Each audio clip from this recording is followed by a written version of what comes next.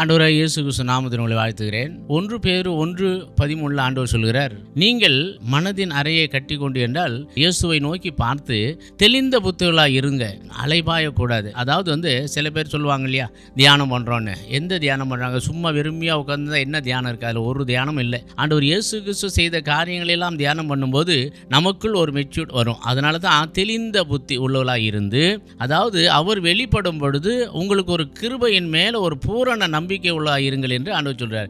ஏன் அந்த கிருபைனா, கிருபை என்பது தயவு. இயேசு கிறிஸ்து மூலியமாய் நாம் தியானிக்கும் பொழுது, நம்மளுடைய சிந்தனைகளை ஒருமுகப்படுத்தும் போது, இயேசு கிறிஸ்து மூலியமாய் நமக்கு கிடைக்கிற ஒரு பூரண நம்பிக்கை, அவருடைய அன்பு, அவருடைய இரக்கம், அவருடைய கிருபை, அவர் எதற்காக இந்த பூமிக்கு வந்தார், ஏன் நமக்கு ஒரு பாவ மன்னிப்பு நிச்சயத்தை அவர் கொடுக்கிறார் என்ற அந்த காரியத்தை எல்லாம் நீங்க சிந்தனையில சிதற பண்ணாம அமைதியாக உட்கார்ந்து இருக்கும்போது ஆண்டவர் அங்கே கொடுக்கிறார். அந்த நம்பிக்கை நமக்குள்ள வந்துடும். அதனால தான் பூரண நம்பிக்கை. இந்த நாட்களில் இயேசு கிறிஸ்து மூலியமாய் ஒரு பூரண நம்பிக்கை நீங்கள் பெற்றுக்கொள்ள வேண்டும். அவர் மேலே விசுவாசம் வைக்க முடியும். ஏன்னா ஆண்டவர் இயேசு கிறிஸ்து சீக்கிரம் வரப்போகிறார். அவர் மேலே வைத்திருக்கிற நம்பிக்கை தான் உங்களுக்கு பூரண ஆசீர்வாதத்தையும் கட்டளையிடும், நம்பிக்கையும் கட்டளையிடும். ஆண்டவர் இயேசு கிறிஸ்து நாமத்தில் உங்களை வாழ்த்துகிறேன். ஆண்டவர் ஆசீர்வதிப்பாராக. ஆமென்.